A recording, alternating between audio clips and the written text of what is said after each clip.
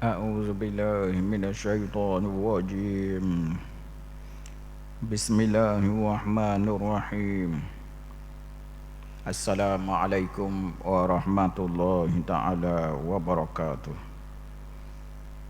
الحمد لله رب العالمين وبه نستعين والصلاة والسلام على رسوله الأمين سيدنا ونبينا محمد وعلى آله وصحبه أجمعين سبحانك لا علم لنا إلا ما علمتنا إنك أنت العليم الحكيم ولا حول ولا قوة إلا بالله العلي العظيم أما بعد. Yang dimuliakan Tuan Imam, pengerusi dan juga semua ahli jawatan kuasa masjid, seterusnya muslimin dan muslimat, tuan-tuan dan puan-puan yang dirahmati Allah. Alhamdulillah, pada malam ini kita dapat bersama lagi dan sambungan pelajaran minggu lepas pada malam ini tentang dalil dan juga sandaran keharusan melakukan mudharabah. Itu sejenis perkongsian yang mana ianya tidak pelik. Pada hari ini perkataan mudharabah tidak pelik.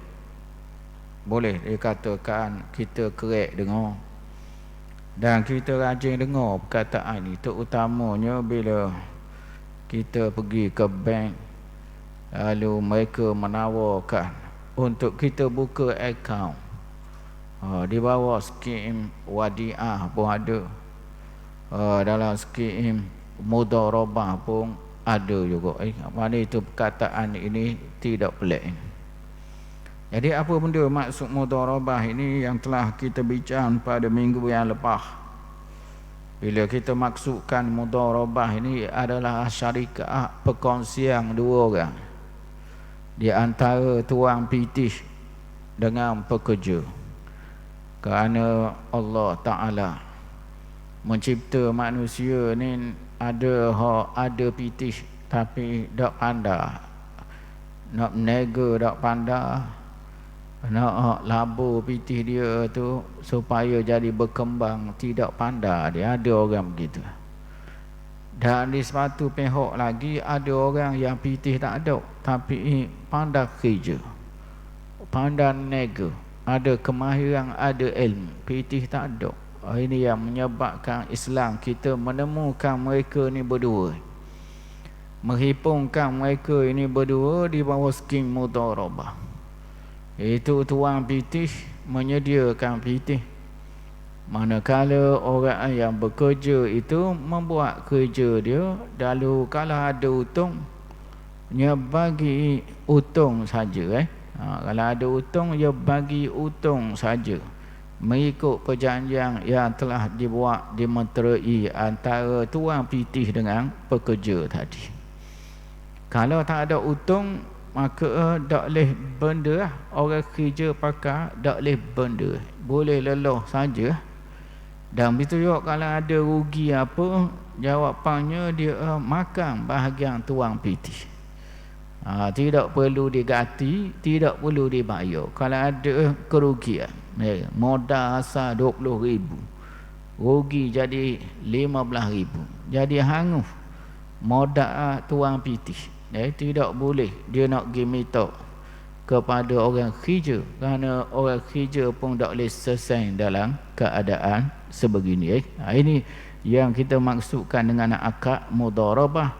Dia termasuk di dalam akad yang berkait rapat dengan syarikat, berkait rapat dengan syarikat. Oleh kerana itulah ianya menjadi suatu amalan yang sudah ada di zaman jahiliah lagi.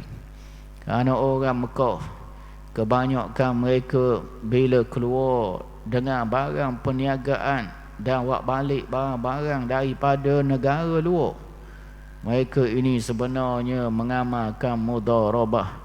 Bahkan ramai di antara sahabat-sahabat Nabi yang terkenal di zaman jahiliyah ini sudah melakukan kerja mudharabah, seperti isteri Nabi kita sallallahu alaihi wasallam, Siti Khadijah.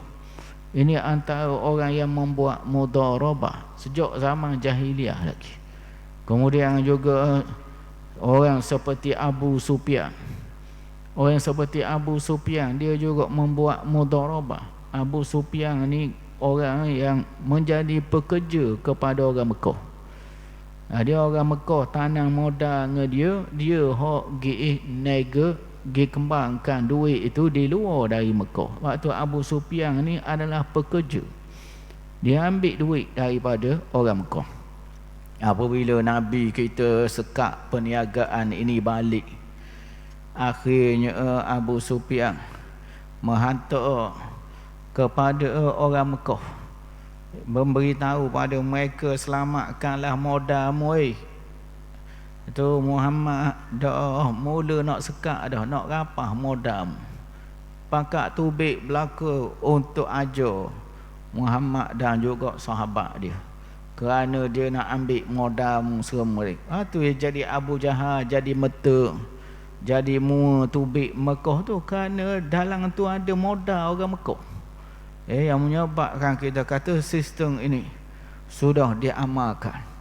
Zaman bersama mana tuan modal menyediakan modal untuk orang yang tak ada modal boleh dapat untung melalui kerja. Kerana itulah Allah Ta'ala melebihkan sebahagian daripada sebahagian. Ada orang yang ada pitih tapi tak pandai nak uruh. Ada orang yang pandai uruh tapi pitih tak ada. Lalu dihimpunkan mereka berdua di bawah skim mudharabah. Kedua-duanya boleh memperoleh untung yang dijanjikan dalam perjanjian antara mereka berdua ni. Ini yang kita maksudkan dengan mudharabah ini. Dan ini amalan yang dilakukan pada zaman Nabi sallallahu alaihi wasallam. Dan juga pada zaman Sayyidina Abu Bakar, Umar, Khulafa' ar-Rasyidin tu melakukan benda ini. Antaranya malam ini riwayat Imam Baihaqi daripada Humaid bin Abdullah bin Ubaid al-Ansari an abihi an jaddihi anna Umar bin Khattab radhiyallahu anhu a'ta mala yatimi mudharabah wa kana yu'malu bihi bil Iraq wa la yadri kaifa qata'ahu ar-ribh. Hadis riwayat Imam Baihaqi membuktikan bahawa Sayyidina Umar bin Khattab radhiyallahu anhu memberi keampitih anak yatim. Dia menggunakan pitih anak yatim untuk buat mudharabah. Dia pitih anak yatim di bawah kendalian dia. Dia bila kita jaga pitih anak yatim ni, kita jangan lok dia siapa ke kurang semua. Kerana tiap-tiap tahun nak kena bayar zakat semua pitih anak yatim tadi. Tiap tahun kurang. Oleh kerana itu inisiatif yang diambil oleh Sayyidina Umar bin Khattab supaya pitih ni tak kurang. Bila dia balik, bila dia beri pitih dia nanti, bila dah matang kepala otak dia, dia dapat pitih yang mana lebih daripada ditinggalkan oleh ayah dia. Itu yang dibuat oleh Sayyidina Umar, iaitu dia melakukan mudharabah dengan pitih anak yatim ini, dan dia melaburkan dalam sektor yang tidak bahaya. Dia kalau lah dibawa pitih itu pada tempat yang boleh merugikan, tu tak boleh tindakan begitu. Kita tahu dah bahaya, boleh menyebabkan rugi. Oleh kerana itu pitih anak yatim ini digunakan oleh Sayyidina Umar untuk mudharabah yang memang depan mata nampak untung. Beli barang daripada satu kawasan, jual di satu kawasan, pakai untung lalu dah. Ni orang yang pandai dan bijak nega macam Sayyidina Umar ni memang dia nampak lalu dah untung. Kerana Sayyidina Umar radhiyallahu anhu peniaga yang berjaya dia. Kita kena ingat bahawa kebanyakan sahabat ini orang pandai nega. Sayyidina Osman, tu ahli koprak terkenal. Ya. Kemudian lagi kita tengok nama seperti Abdul Rahman ibn Auf, Sa'ad bin Abi Waqqas, seperti Az-Zubair. Ini nama-nama yang bisa zaman dulu ni. Bila kata bab nega, ni kaki nega ni. Memang mereka ni tahu macam mana nak memberi untung dalam harta yang dilaburkan tadi. Jadi riwayat Baihaqi ini menyebut bahawa antara orang yang membuat mudharabah ini ialah Sayyidina Umar bin Khattab radhiyallahu anhu. Dia sendiri menggunakan pitih anak yatim di bawah kendalian dia itu secara mudharabah, supaya pitih ini tidak kurang, supaya jangan pitih ni tiap-tiap tahun bayar zakat kohor sikit nambah dok. Jadi di sini dia fikir macam mana nak cover balik pitih ni, supaya budak ni bila dia dah balik dah matang kayak gini, bila kita serah pitih dia makna tak kurang dengan hak ayah dia tinggal, dengan waris dia tinggal. Ini tujuan yang murni yang lewat oleh Sayyidina Umar melalui mudharabah. Wa kana yu'malu bihi bil Iraq. Pitih ini dioperasikan dia di Iraq. Pitih ini dia nega di Iraq, kerana kawasan maju di Iraq. Kawasan orang mendapat untung banyak zaman dulu di Iraq. Beli barang di Iraq apa alik jual untung lalu dah. Ni antara tapak tempat orang nega dulu ialah Iraq. Iraq ni terkenal. Pasar dia zaman dulu tempat orang beli barang, tempat orang jual. Situ beripung macam-macam pedagang, mari daripada Asia Tengah, mari daripada Asia Timur, duk pakak beripung di Iraq. Di situ kita dapati macam-macam barang ada. Kalau kita tengok ada laluan sutra antara yang penuh. Dilihat laluan-laluan yang penuh diambil oleh orang dulu. Mereka menggunakan Iraq ni tempat jual barang. Jadi Sayyidina Umar ambil dan memberikan pitih anak yatim ini untuk mudharabah. Kalau kita tengok di sini, usaha ini dibuat oleh Sayyidina Umar adalah untuk memberi keuntungan kepada anak yatim itu sendiri. Cuma dalam hadis ini dia tidak menyebut banyak mana Sayyidina Umar pakat keuntungan itu. Tidak kabarkan, dia tak tahu. Yang penting Umar pernah guna pitih anak yatim wa mudharabah di Iraq. Itu fakta tu kita naknya.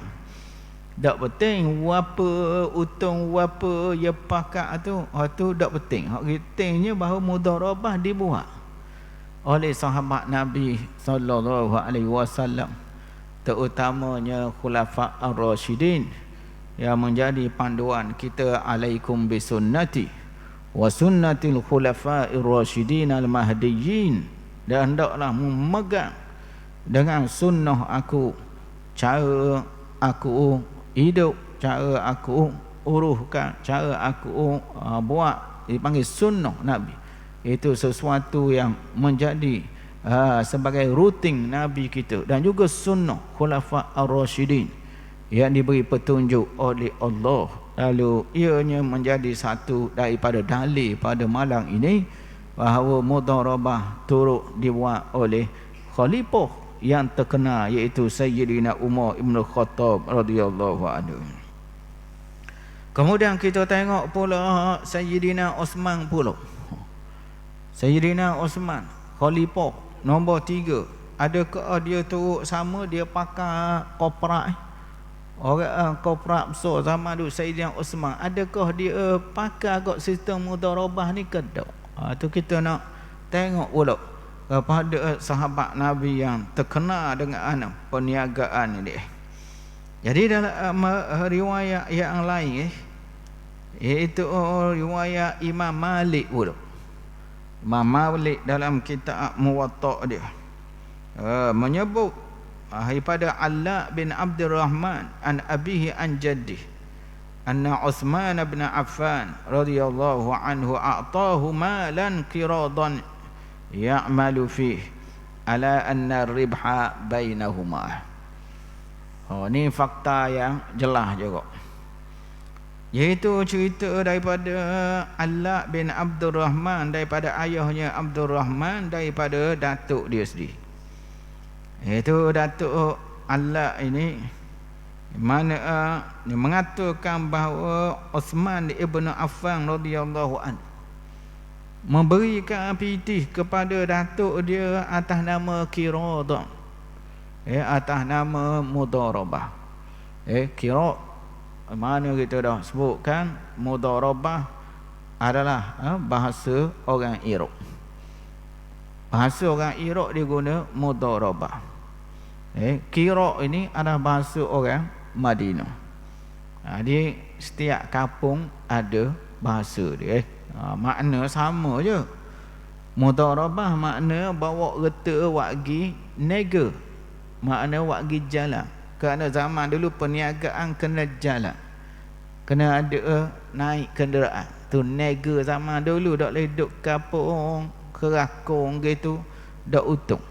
Dan itu dipanggil mudharabah. Qirad ni maknanya dia kerak, dia gunting sebahagian harta untuk diniagakan. Itu maksud qirad. Dan daripadanya untung dibahagikan. Jadi dalam hadis ini tuan-tuan, iaitu daripada Alla bin Abdurrahman, daripada datuk dia. Dia kata Sayyidina Uthman bin Affan radhiyallahu anhu pernah bagi ke toki dia pitih secara mudharabah untuk dia pergi operasikan pitih tadi. Jadi ayah dia, datuk dia menggunakan pitih tadi untuk mudharabah dengan Sayyidina Uthman. Sayyidina Uthman ada modal, ada pitih, dia ui kepada datuk Alla ini. Dia bagi pada toki dia ni untuk pergi buat kerja. Itu baru betul. Orang kaya hak betul gini lah. Dia pitih banyak, dia buatlah mudharabah dengan orang mana tak ada pitih.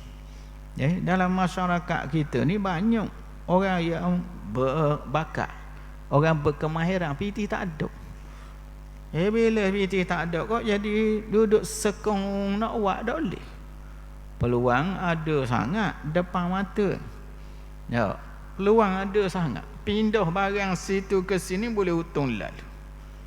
Ambil ubi kayu lek kawasan belah-belah hok nanang tu, buat lek bandar ni boleh untung lalu dah. Bukan orang suruh nega emas, mahal ubi kayu ke. Ada nak apa dah. Dia cari belah lek nanang tu. Kawasan mana hipung ubi kayu tu. Buat hari lek bandar ni. Boleh untung sangat dah. Moga alik kita ni pak ya kilo.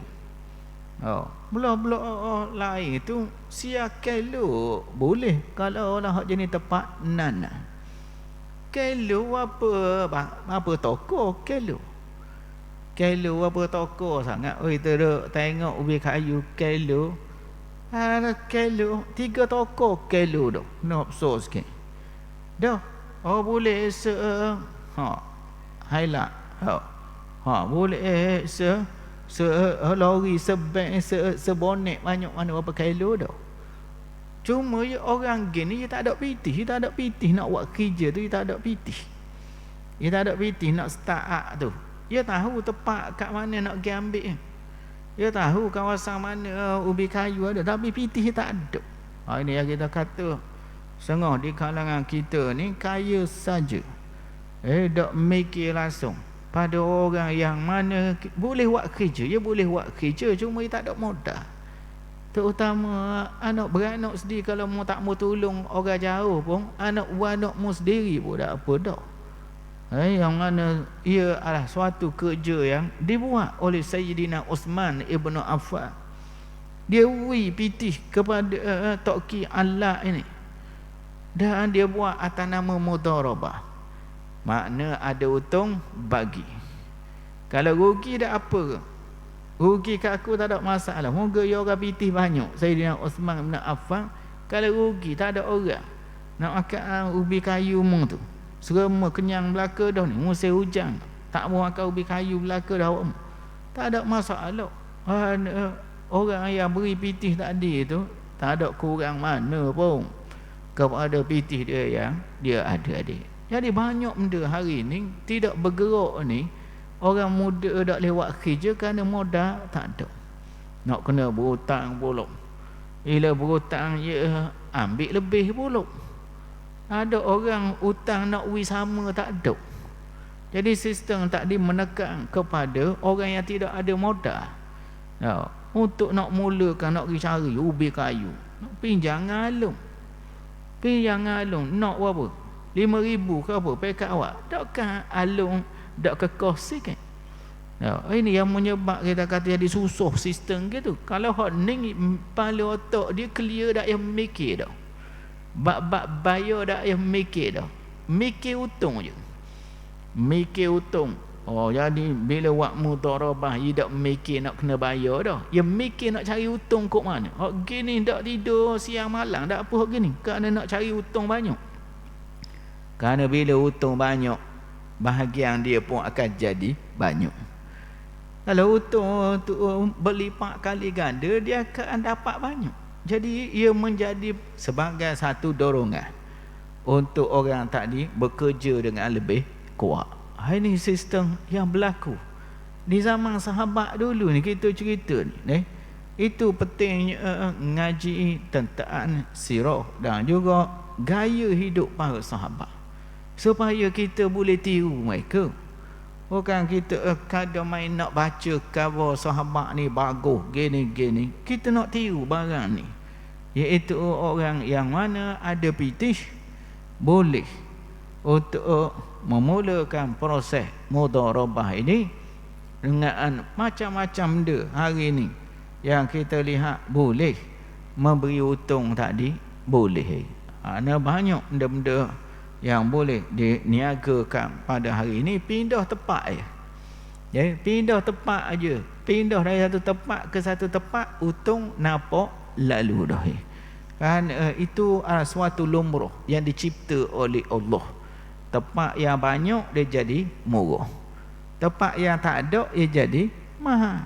Itu yang kita kata bagaimana proses ini semua orang reti belaka. Nah, tempat barang banyak boleh dengan murah.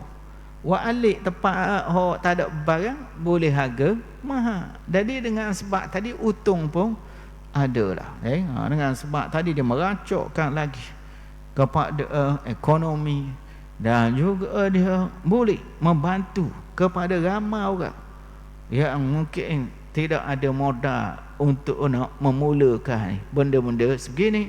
Lalu Sayyidina Uthman ibn Affan radhiyallahu anhu menjadi contoh dalam hal ini, bagaimana dia telah memberi harta pitih kepada Toki Allah bin Abdurrahman.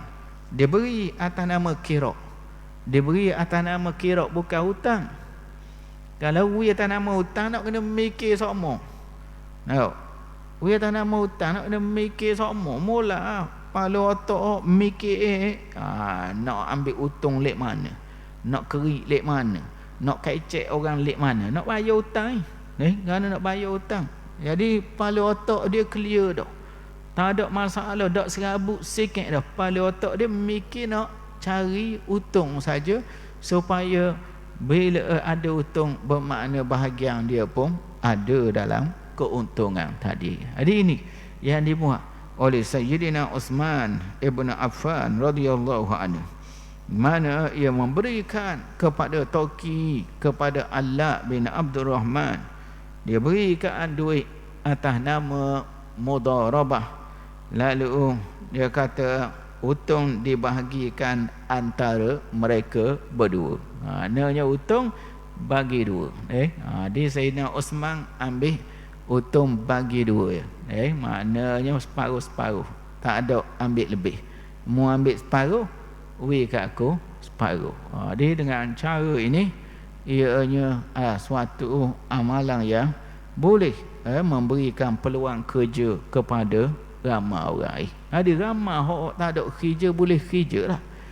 Cuma amanah tu nak kena ada lah.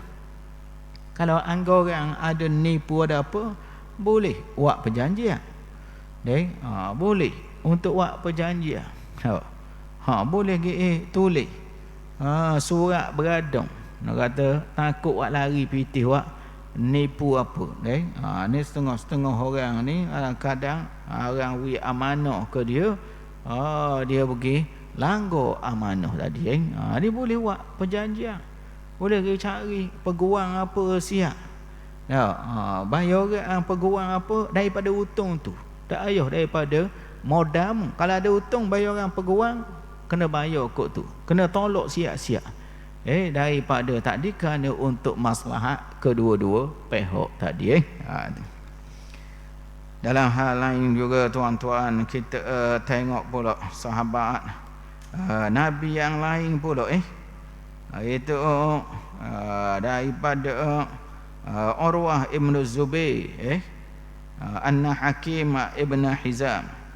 Ini cerita Hakim ibn Hizam radhiyallahu anhu. Ni sahabat Nabi sallallahu alaihi wasallam lah ni, Hakim ibn Hizam ni. Dia sendiri melakukan mudharabah.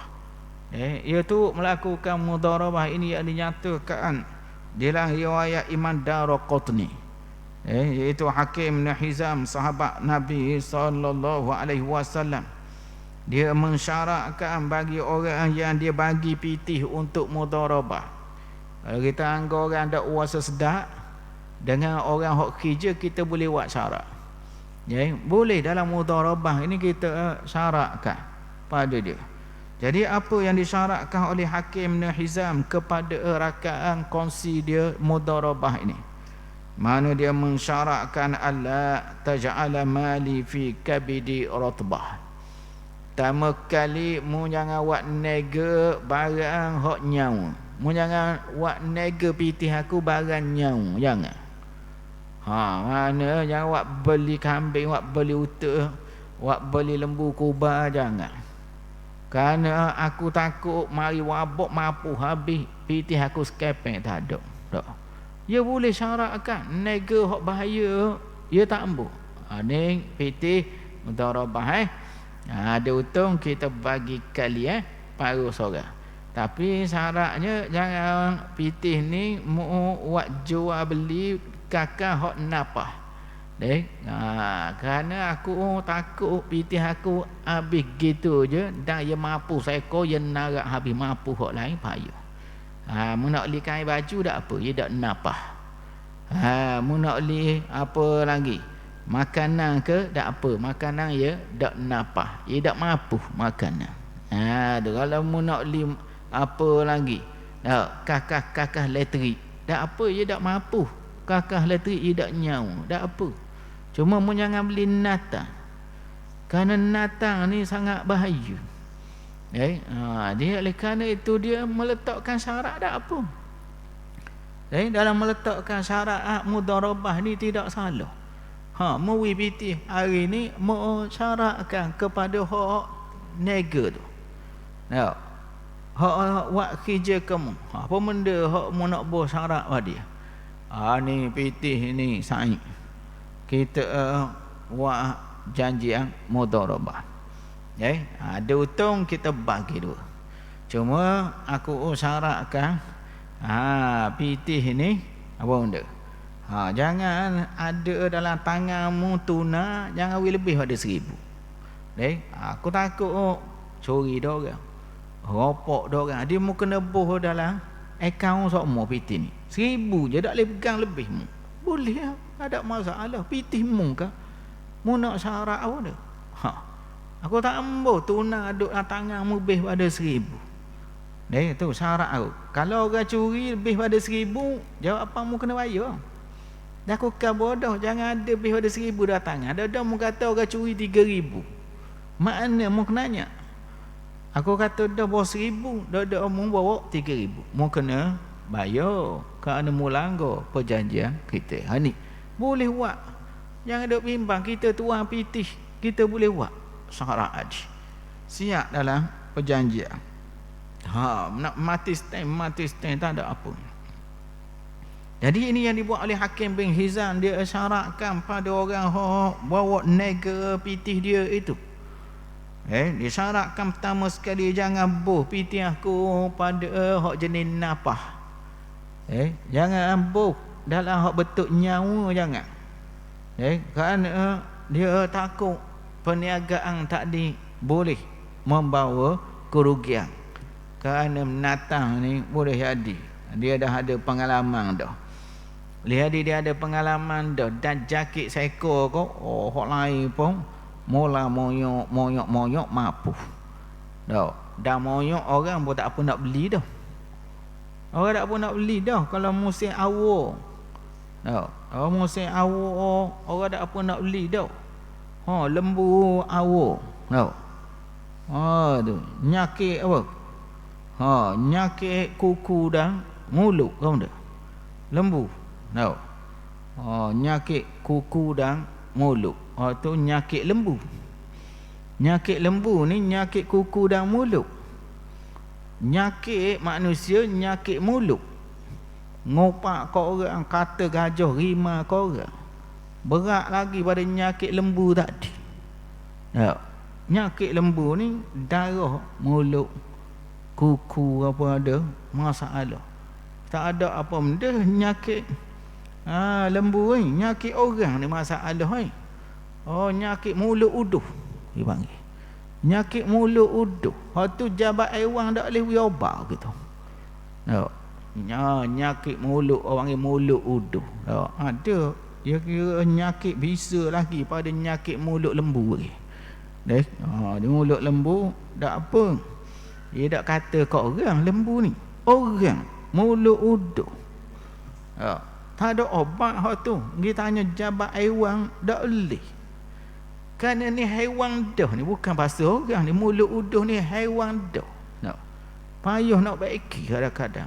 Kerana tadi boleh kita mensyaratkan harta kita tu untuk mudharabah. Jangan buat nega pada natang, jangan. Kemudian lagi dia syaratkan lagi. Dia kata wala tahmiluhu fi bahrin. Jangan awak naik kapal. Jangan awak belayar hatta kau tak ambuh. Risiko tinggi boleh tenggelam. Ni Hakim bin Hizam syarat dia ketat. Dia nak jaga modal dia yang bawi jadi rugi. Jangan bawa sama kali modal aku ni atas kapal. Wak pergi atas air aku tak ambuh. Itu dia berhak. Dia nak atas darat aje. Nega aku ni hak mu nak buat nega atas darat. Mu jangan duk main atas air aku tak ambuh.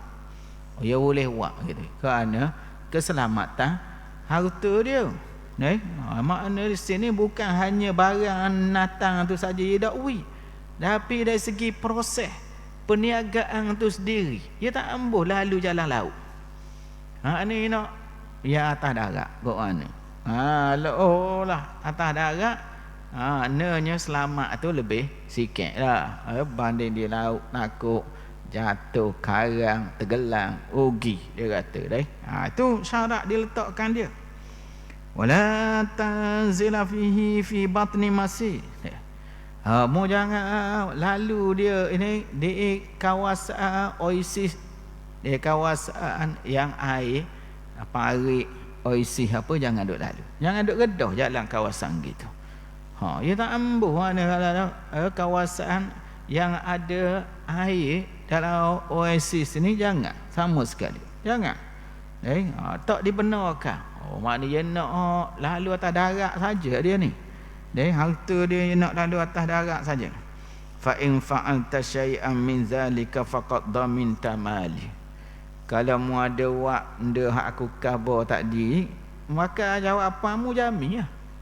Jadi benda-benda mu kena jamin. Itu dia bolehkan untuk tuan pitih boh syarat kepada modal dia. Kerana dia nak jaga juga keselamatan modal dia. Terutama hari ni makin senang hari ni. Mu kena insurankan modal aku ni.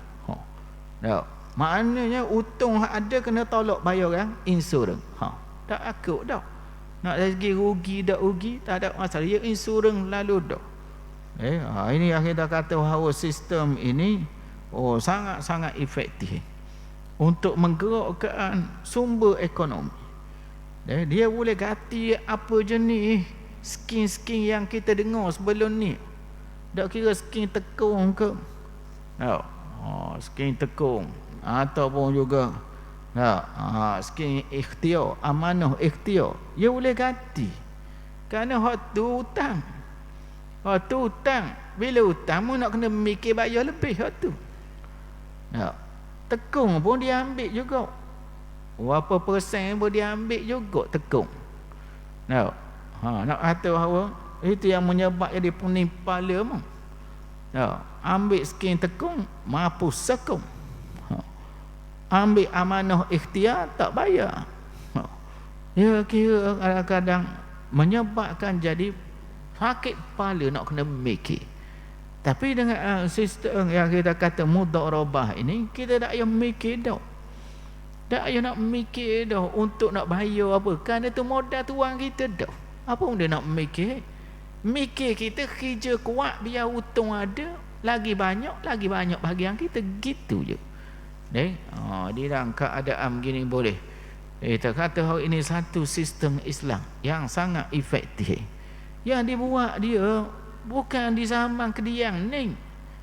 Yang kita cerita ni orang hok dijamin syurga belaka ni. Sayyidina Umar, Sayyidina Osman, ni ahli syurga belaka dah ni. Awak ni hok buat kerja ni, mu kata. Jadi mereka ni ahli syurga. Tapi mereka masih lagi berkhidmat batu orang. Mikir lagi, ya bukan padang dah. Aku Nabi kabodok dalam syurga dah. Tak ada apa dah. Mikir benda lagi, nak tolong orang, mampu kerahmu lagi. Aku yang sejik bilang butir sebeh sudah lah. Cara apa nak mikir miskin-miskin luar tak ada kerja, tak ada modal. Itu bukan kerja aku tu, kerja untuk wakil kerja kerajaan hak tu. Awak tu hak pergi tolongnya. Ni orang yang mana mikir cara sekat. Yang mana kita kabar sini Sayyidina Umar ahli syurga, Sayyidina Osman ahli syurga, tapi masih lagi menggunakan mudharabah yang kita sebut malam ni adalah untuk cara kita macam mana nak menjadikan kehidupan ini lebih bermakna dalam kehidupan yang mana orang yang ada pitih. Tolonglah kepada orang yang tidak ada pitih, nak wi saja gitu mu wasa malah. Mu nak wi saja mu wasa bakir, mu wi dengan cara betul ni. Kalau mu wasa mudah nak wi cara peri gitu, sedekah gitu, mu wi dengan cara betul mudharabah. Insya-Allah ia boleh menjadikan setiap orang boleh menikmati hasil yang mana rezeki daripada Allah Subhanahu wa taala. Pada situ malam ni wa sallallahu ala sayyidina Muhammad wa ala alihi wa sahbihi wasallam. Wassalamualaikum warahmatullahi taala wabarakatuh.